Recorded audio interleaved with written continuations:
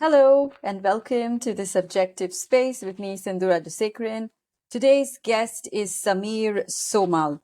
He is the co-founder of Girl Power Talk and the CEO of Blue Ocean Global Technology. He's done so many amazing things. I'm going to put all that up in the website and in the description, so please take a look at that. We'll just jump right in and ask Sameer our first question. Hello, Sameer. Hi, Sindhu. How are you? Good. So where did you say you're joining me from today again? Well, the joke is I live at the airport, but I pay a U.S. mortgage in Bucks County, Doylestown, Pennsylvania, which is about an hour and a half from Manhattan, about an hour from Philadelphia, and so East Coast, U.S. Mm-hmm. And you also do a lot of work in India, and I know in Southeast Asia and maybe even Africa, if I'm not right, if I'm not wrong. So do you travel a lot between all of these places, or is it more virtual? Yeah, I think the world has changed, and you've got to be thoughtful. Now you can have a young woman in Karachi, in Delhi, in Kampala, Uganda, uh, in Jakarta, and they know about Game of Thrones and Breaking Bad and American football, and they can connect with people in a different way. So um, I think there is this paradigm shift in the way that people are connecting. And I mean, isn't it ironic that technology brings us close to people far away and then sometimes takes us away from those right next to us? So I think that finding that healthy balance and being able to integrate, hey, the true foundational, I would say, happiness one derives from building relationships, but also how do we leverage technology to be more efficient? And it's certainly integrated and permeated all parts of our lives. So I'm blessed that I do get to spend a lot of time in different places in the world, and I think you kind of create a life for yourself in that regard. And on some of the days that maybe you're working really hard and you're wondering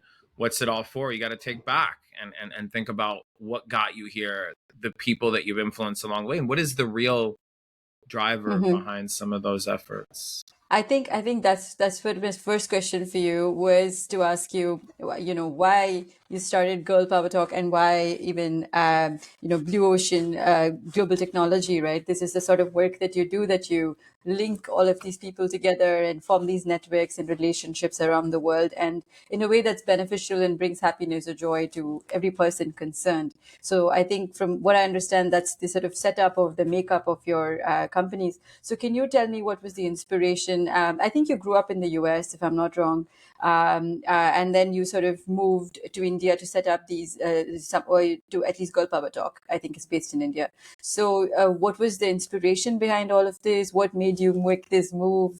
Tell me a little bit about that.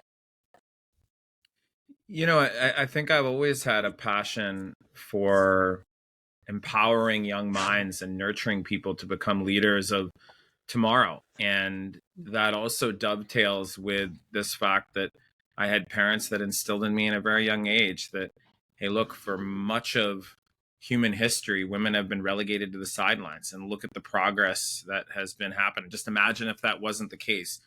And so I think there's a confluence of factors at play.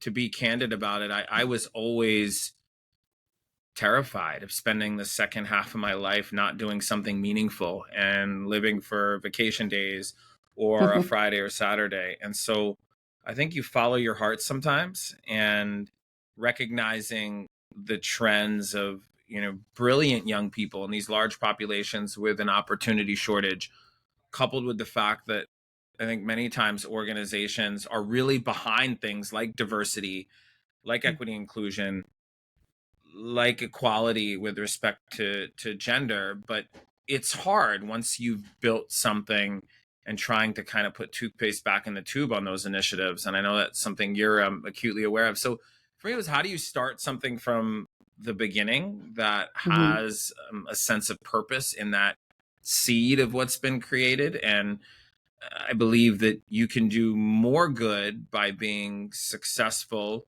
and by being successful, you can do good as well, and you can let that kind of flywheel work itself out. So for me, it was a number of trends. One, thinking about, hey, if we can be inclusive and have I would say, a conscious gender bias towards Mm-hmm. women from the start.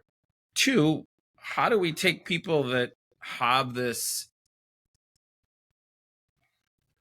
altruism, kindness in Mm-hmm. their heart, but without a compromise for ambition and intelligence? Mm-hmm. And how do we collect them and invest in them and nurture them and help them move forward? And I think that's why being, at our organization, Girl Power Talk, Blue Ocean Global Technology, our 501c3, Girl Power USA, it is personal. It is about relationships. I think people put their hearts into something, and when they look at the logo and they see a Mm-hmm. video that's come out or an article, they feel like a part of them is in that. And I think that's very, very hard to create. It's been a labor of love, and I think the foundation is strong, and excited to build a building upon that foundation.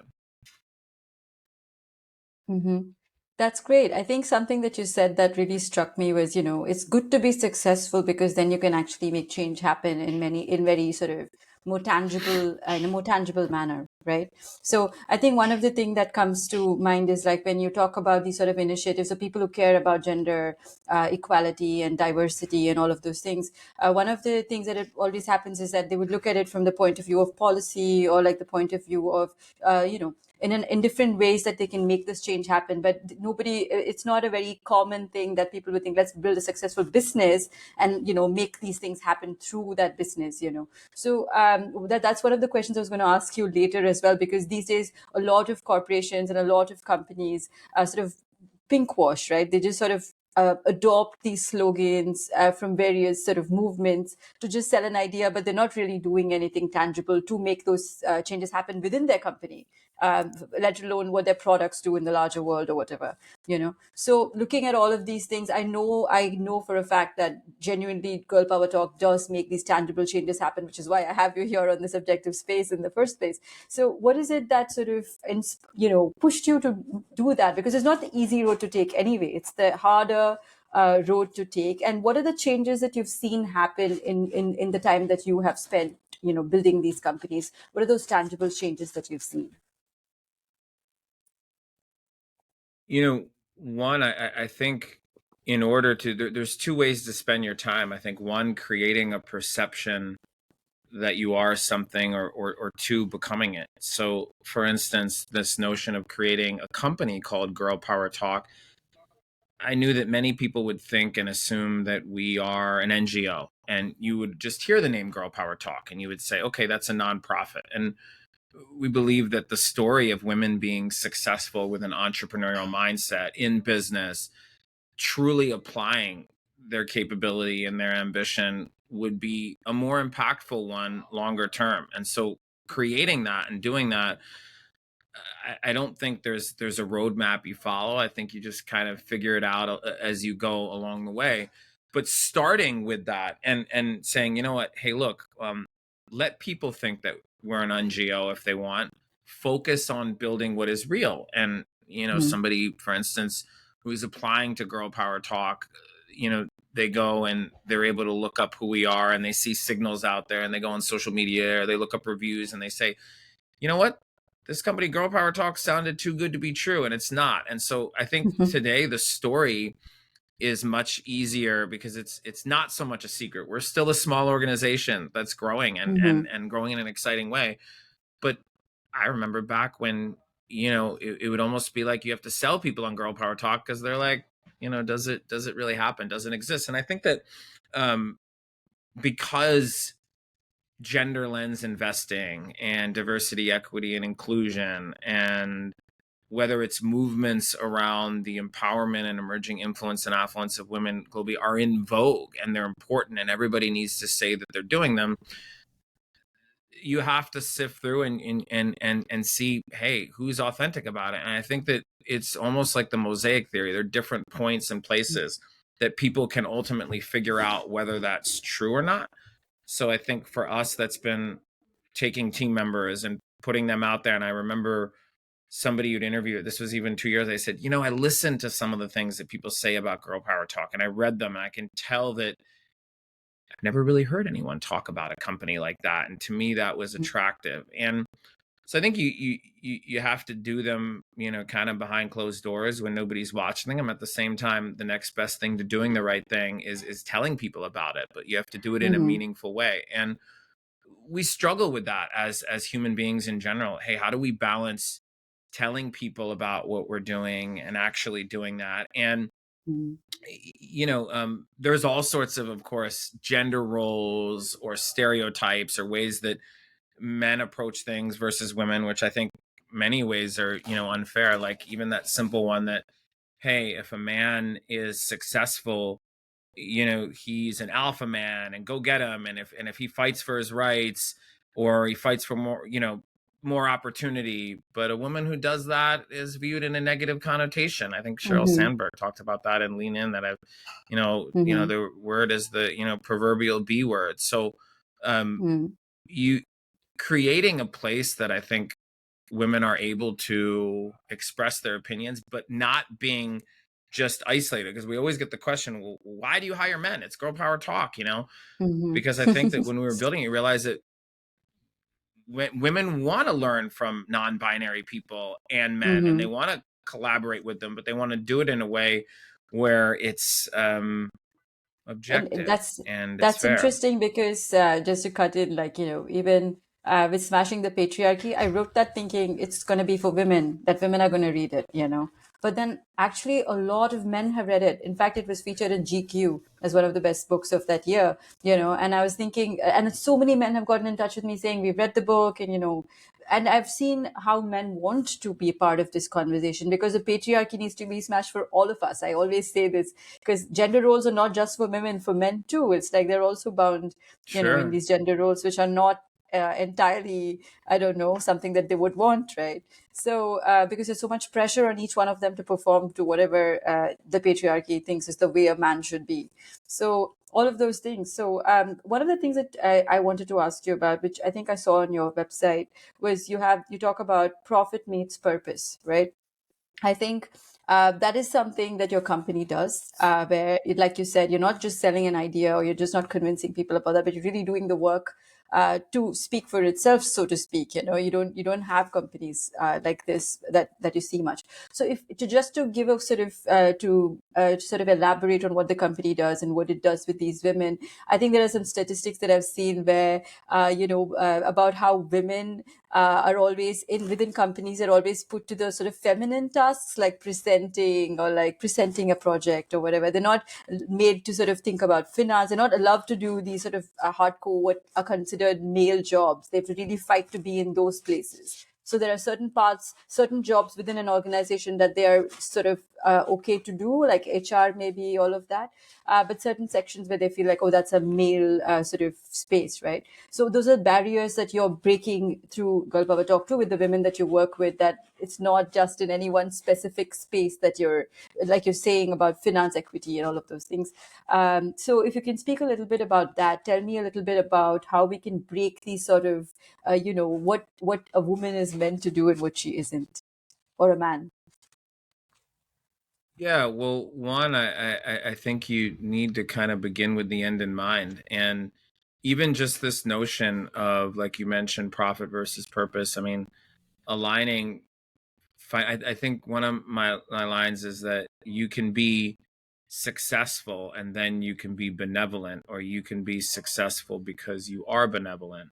And Hmm. there's one way, I think that in order, because we do a lot of business with law firms, and there's something called being mommy tracked, where a woman has children and now she's off the partner track and growth, but they've kind of put her on this cruise control. And I believe that a way to break it, and of course an aspiration for Girl Power Talk, is building a case study where women are in positions of leadership and they are homegrown by the organization, and we're seeing that. And I think that when you have a conscious focus on Mhm. hiring women, when we're looking at a candidate pool, and I think that we have some built-in competitive advantages. One, the name Girl Power Talk is a great jerk Mm-hmm. filter. Like I think a lot of people just overlook it because they see girl. It doesn't matter if the position out there is for Mm-hmm. business development or front end developer, or for artificial intelligence, or for data science, or for a legal associate. Somebody will look at that and be like, oh, probably an NGO. Oh, I'm ambitious. There probably couldn't be anything there for me. So that Mm-hmm. automatically is a filter on people applying, and so you get a higher quality of candidate.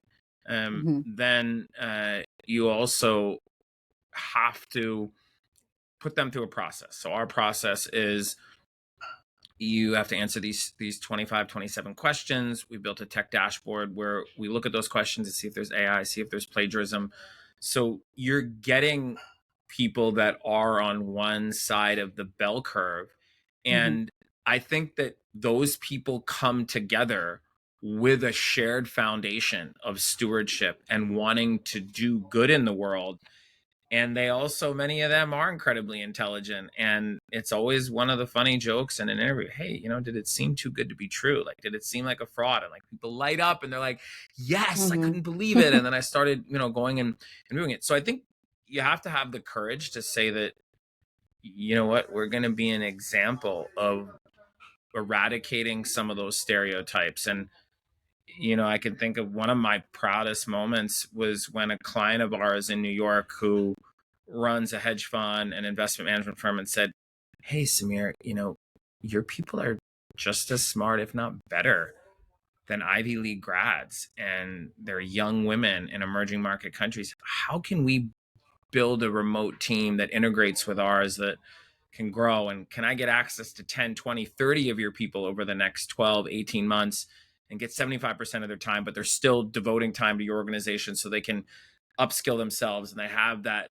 sense of pride of being part of your organization? And that was kind of a key inflection point to be able to think Mm-hmm. about, okay, how we have something special here now. How do we shift it and change it to be able to allow people to plug into that? And I think all Mm-hmm. of that underpins where people come together collectively to say, hey, you know what? Like, I may still be living in some of the chains of patriarchy or society, but you know what? When I get on Zoom and I'm working on that press release or that article, or I'm learning search engine optimization, or I'm building a custom dashboard for my clients, or I'm looking at data privacy and some of the analytics, I'm breaking those barriers Mm-hmm. from my computer in my Mm-hmm. house. And I may be living at my parents' house, but I'm still something else. And Mm-hmm.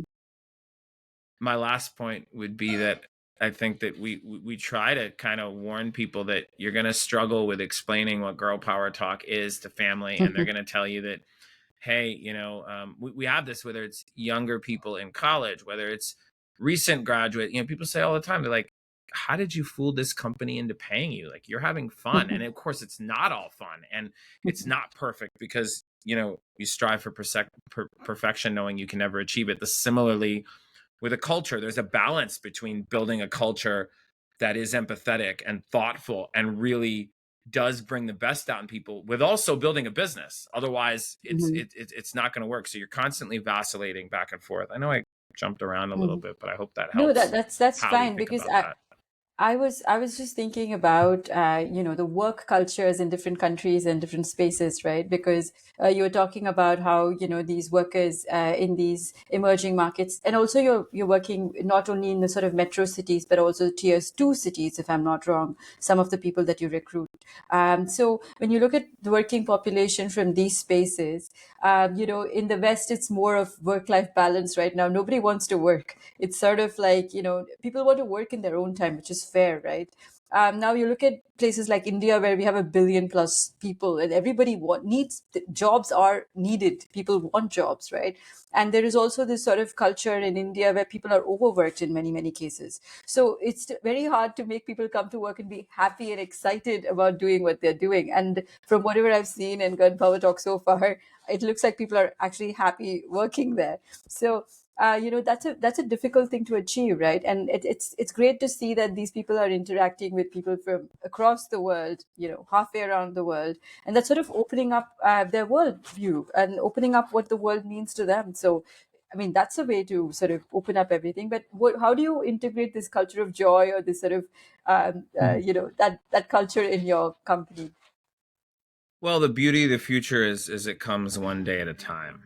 And culture eats strategy for breakfast, Peter Drucker. So it's hard. It's an ongoing challenge, because um, to build this sense of personal relationships. And we've had people that have been there, from when Girl Power Talk was much smaller. And, when you cross the 150, 250 people mark and you're growing, people say, well, Sameer, it's not the same as it was. And, now we have to have people that, you give daily work reports and you clock in, because there's no way to be accountable for who's doing what and to be able to see and be able to compare. I think that what you try to do is instill this notion of carrying the culture and investing in people so that they pay it forward. And of course, like if I could give you a bunch of the little examples about it, you give people an opportunity to author for Girl Power Talk. You let people give feedback on a monthly basis when they submit kind of, hey, this is what I've been working on, and they get to share what they're doing. We have this bi-monthly meeting, and sometimes it's business-like, and many times there is a very interactive game and fun, and people break into teams, and there's prizes. I also think that you try to not overlook when there are real opportunities to improve. But I've had this conversation with team members at Girl Power Talk, and some say, oh, it's becoming a typical corporate, or we're gonna, and I say, I don't think we have the best culture in the world. I think we are, I would say, in the top 1% in terms of what we've done. And it's also a challenge because sometimes people have never been to another company. They don't know what it's like to walk into an MNC. They don't know what it's like to be part of an organization, especially in developing economies like India, where your opinion doesn't matter and your learning curve is so limited. And I would say that as an entrepreneur, it happens all the time. People come back and they say, you know what, I didn't know what I had until it was gone. And sometimes we're open to having them back, and sometimes, we're not. And I think that as the organization progresses, not necessarily what got you there, what got you here won't necessarily get you there. And you try to help people evolve and adapt to it. And you stay true. One of the examples that I would say is that, as a company, people who apply for Girl Power Talk genuinely are really kind people that care about doing good in the world. I think the younger generation today especially really cares about social impact, and it's important for them. So I felt like a fraud for a while, because here we have Girl Power Talk, and we were, you know, doing a little bit of social impact. And then we started to do a few causes, but I was like, hey, we kind of have to have a real business moving and thriving in order for this to work. And I emphasize on that. And I'm like, what about social impact? And then we opened an office, a school for, less privileged children in our office. And, I remember placing, getting an applicant actually from different countries in Africa, and thinking, this person seems pretty smart. They got potential. Their internet is a struggle. Do we hire them? Do we not? Giving people a chance. And then, people start to see good. And then I have friends of mine or people in my network say, hey, I want to donate to Girl Power Talk, because they see some good cause we're doing. And I say, well, actually a company, so we can't take a donation. It's considered revenue. So Yeah. that results in creating a foundation. And, now we're supporting doctors in Uganda. We have an orphanage we sponsor in Kenya. We're empowering some of the people to really drive that forward. And we've taken the step of saying, hey, every year we're going to take, a percentage of Blue Ocean Global Technology, profits, and we're gonna, give that back to Girl Power USA, so that everything is connected in. And that was, I think, an important decision to say that, hey, we're serious about social impact. And I think people feel really good about getting behind that, and that also helps with your question about how do you keep them motivated and interested. everyone goes through a struggle. You know, Abraham Lincoln's line, no man or woman knows so much where the shoe pinches as he or she who wears it. And you try to be there for people. You try to show empathy and kindness when they have a struggle. I can think of a recent conversation I had with a team member that's been there for a while. And it kind of really was time to go. I mean, kind of had given this person latitude and they just had been checked out. You know, you kind of know things people are saying because you have incredible loyalty, and brought this person on Zoom and started talking to them and said, look, you know, like, I want to maintain a good relationship here. Like, I think it's kind of run its course. And, you know, because you want to protect the culture and the brand so much. And, you know, it's a little bit unfair as an entrepreneur. You know, people can leave the company whenever you want, but if you let somebody go in a way where their pride and ego is wounded, they'll Mm-hmm. defame you.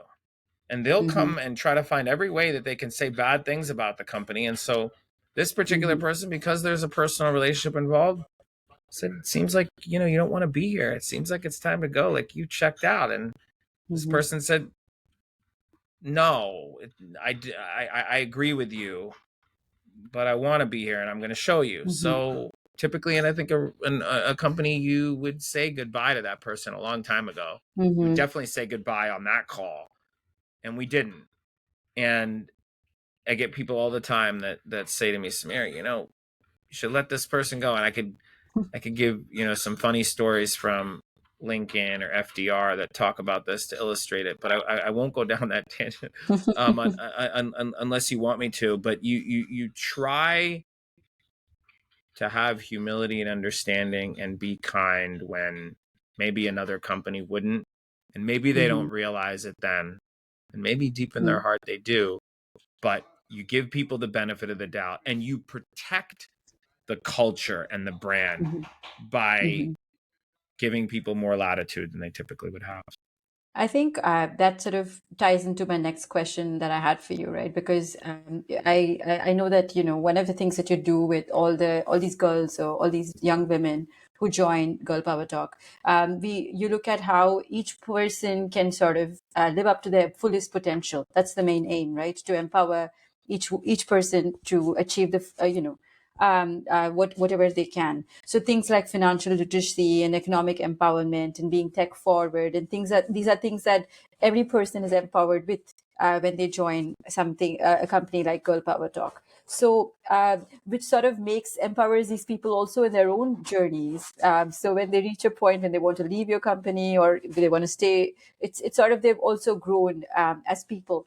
So that's the sort of culture that I see that you're building. So is this something that came about as one of the sort of core founding ideas of Girl Power Talk, or is that something that sort of, just sort of happened along the way where you thought these are the sort of things that every person should sort of be equipped with? You know, I think that, you know, plans are nothing. Planning, you know, is everything. So, you know, you have an idea about what you're going to do. I think that comes from your earlier question about, you know, happiness is listening to people. People say, hey, you know, you get so busy, you don't necessarily have the course about financial literacy, or you don't bring in the mentor or friend who has experience, you know, having been a private banker and has given a lot of time towards that subject and come in and talk about that. So I think you kind of put your ear to the ground and listen. I believe that if you can give people opportunity to work across departments and cross pollinate skill sets, they become more of value. And I think in some ways, the skills sometimes that you develop at Girl Power Talk, they're not transferable in the emerging markets because you're leading people, you're getting to interview people, and then you're going somewhere else. And I think for many people that's okay, but for those that build it, we always say Mhm. that you're going to be shared in profits in the organization. And you know, I'm proud of the fact that we're going to name a few more shareholders, you know, this year as part of the organization. But you have to have the courage to genuinely create something that people are going to have a connection to and be appreciative on. So for instance, if I spoke on how to build relationship capital at a recent conference And this is how I was approaching follow-up. Hey, am I coming to our next bi-monthly meeting and sharing some of those things? It's hard to, and we've failed and run into some big time struggles because everybody wants it. We've even taken away that line working across departments because we let too many people try different things, and then there's no productivity, and they, Mm-hmm. kind of are, I want to try everything, and you're not, developing deep enough skill sets. Jack of So, all trades. Yeah. master of none. I always say try to be Mm-hmm. master of some. But then you Yeah. also have people that you let try different things. I'm thinking of one Mm-hmm. particular team member who came in for content writing, social media, and she has a passion for UI UX design and graphic design, and Mm-hmm. she just liked to do it in her free time. And then now she's, one of our most capable and also one of our hardest working. So, I think what I'm excited about is that we've built a company and a culture where, especially if you come in younger and you're working part-time and you're able Mm-hmm. to get some flexibility to learn different things, and then you see through onboarding and some of the activities that you get to learn, like you said, financial literacy, or how to build confidence, or what is happiness, or how to speak more intelligently, or you want to become a better writer. So there it's always a struggle for me because people, no matter what you do, you'll always have people that want to criticize. And I always say, if you're going to bring criticism, come with the solution. Dr. Benjamin Franklin, any fool can criticize, condemn, and complain, and most fools usually do. So you try to be sweet and nice about that, where, okay, give the negative feedback, but be solution oriented. And I think also we do so much for people. And again, this is where we're in a shift now, where I think we're more focused on Mm-hmm. process and how the businesses are growing. And we made some organizational and strategic shifts where we're saying to people, hey, if there is an expectation here, we have a higher bar where we expect you to work really hard here. I think I've grown now, and now I feel that, okay, if people are going to work their 8 hours and work really hard, great. That's a basic expectation. I think I always had this, you know, false notion Mm-hmm. that I could get everybody to work incredibly hard because they ultimately will help the organization grow, and that would be the best return for them in Mm-hmm. terms of their time and resources. And I realize there's two types of people. There's people that are going to believe in that and do that. There's some people that believe in that, but they're not capable of. But I think you give them a shot to do that by inculcating Mm-hmm. learning and having them transform into the best version of themselves, knowing that you can never be perfect, but relative to other places. And I sometimes people think I come in who lost have you been at there. other companies, and they remind people there who have been there and it's been there that, hey, you know what, it's not like this in other places. So yeah. Mm-hmm. That is interesting because I mean, it's interesting to see how you have built your work culture. And I was going to ask you also because something I saw, maybe it's a recent thing, I don't know, that you were also looking at including neurodivergent folks in your company and also advocating that for other spaces. So, what are the things that sort of came up? Because especially in India, where we have said the work culture is so sort of cutthroat and there is so many people who could be hired, why should somebody hire a neurodivergent person, right? Because everyone wants productivity at the end of the day at that sort of whatever hours. I want you to be productive every hour that you're working for me. So how can you hire a neurodivergent person and expect them to perform the same way as somebody who doesn't have those issues? Well, you got to celebrate difference. I mean, the true beauty of diversity is that it's not necessarily skin color. It's age, race, intelligence, geography, experience. And I think when you have an organization like ours that is doing a number of different things and has integrated social impact, but is also working on landing more clients, and now Blue Ocean has moved into federal contracting, and we understand the nuances of how you can be a US federal contractor and be based in India, and there's ways to do that Mm-hmm. too, and we're figuring out that process. I think you have different outlets for how you can let people try different things and ultimately contribute. Mm-hmm. I think that our process, and as we I move think I into the lost you next there again phase. for a minute. You there? Hello? Yeah, yeah, I It's just lost you showing there for a second. okay, yeah, I think we have it's ironic, you're in Canada and Vancouver. I'm on the East Coast United States. We're having connection issues. So go I know, figure. that's funny. But it's okay. I think most of it I got. I just lost you for a split second there, but it felt like a long time because it's a recorded thing. Right, right, So right. yeah. No, So no, you were go just ahead. saying yeah, about how different people could be, put in different situations and different Yeah. capacities sort of get developed. And if you're getting people younger and Mm-hmm. malleable, you have a little bit of a longer runway to do that. When you hire somebody who is quote unquote experienced, and some people have had the same year of experience 5, 10, 20, 30 years in a row, so that is a relative term. But as you grow, you do need to bring in people that have assets. You have a little bit more flexibility to do that and to let people figure it out and to give more chance at them, and I think that we always hire for like heart and passion, and one of the biggest things we look at is, does this person really want to be here? Like, if you've Mm-hmm.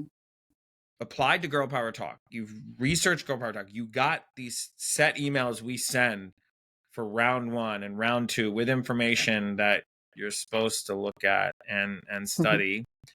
And if you're still not excited about being here and this is just another place, we pick up on that. And it's like, no, no, Mm-hmm. no, no, no. We want people that are really, so somebody who looks really good in paper, who maybe was asked for like, an assignment, versus somebody who really wants to be there and says like, this is my dream to get in here and I will do anything. And like, I, all I want, that type of person, I think that we try to collect and bring in and, Mm-hmm. try Somebody to who's very harness that enthusiastic excitement. about what they see. And I think Girl Power Talk does have like a lot of stuff that you put up on social media and even on your website that's sort of helps people. And it's like a very self-help way too. Like there's a lot of stuff there that makes people feel like I can empower myself, right? So it's not like sort of like this sort of, you have this one monoculture where everyone does a drill and like does like, oh, this is how Girl Power Talk is. It's sort of also that everybody is growing in their own way in a sense. So I see what you mean, and I've interacted with the team from Girl Power Talk. A bunch of them, they were so much fun to talk to because everyone was so different and had very unique questions to ask me and all of that. So I think that was a great experience. So I sort of understand the sort of people who work at Girl Power Talk because I've interacted with some of them. So I think the last question I have for you, because we're running out of time, would be I think the first thing I asked you too, right? About what made you move from say I think you grew up in the U. You must have Indian heritage, so I guess you both are home for you. I don't know, but what made you sort of pick which market to work in? So I know you worked in Morgan Stanley and banks and Scotia Bank, which is my bank right now. Okay. So what made you move from there to say India and other emerging markets?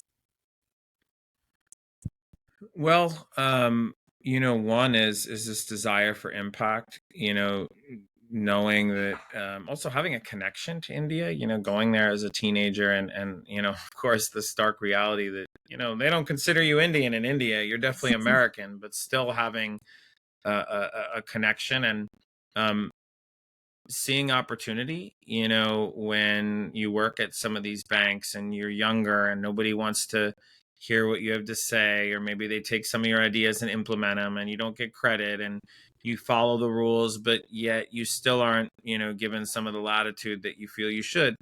I think you got a choice. You go out and prove it, or you spend your life complaining about it. And there's such a colossal shortage of meaningful opportunities in India. It's like, you're even told at home, get a job at an MNC, get something stable, get a government job.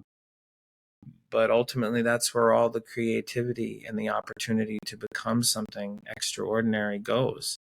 And so seeing that Mm-hmm. and also recognizing the paradigm shift in, hey, people couldn't have imagined that, 30 years ago, the way small businesses, medium-sized companies are able to have a disassembly line in terms of how they get work done. And you got to remind Americans sometimes that your blue chip stocks, IBM, Deloitte, McKinsey, which of course isn't a blue chip stock, but a name brand, they have disproportionately large populations working in countries like India, Indonesia, and the Mm-hmm. Philippines.